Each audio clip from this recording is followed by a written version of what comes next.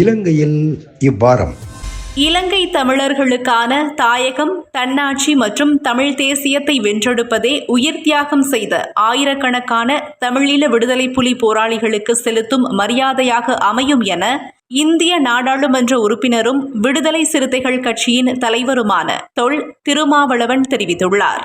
இலங்கைக்கு விஜயம் மேற்கொண்டுள்ள அவர் முள்ளிவாய்க்காலில் இறுதி யுத்தத்தில் கொல்லப்பட்ட மக்களுக்கு அஞ்சலி செலுத்திய பின்னர் கருத்து வெளியிடுகையில் இந்த விடயத்தை குறிப்பிட்டுள்ளார்.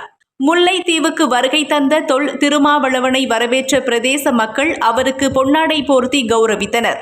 மேலும் கவிஞர் யோ புரட்சி தன்னுடைய 1000 கவிதை நூல் புத்தகத்தை திருமாவளவனுக்கு பரிசளித்தார்.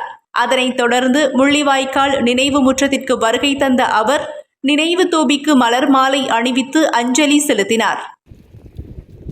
அவர்கள் கண்ட கனவு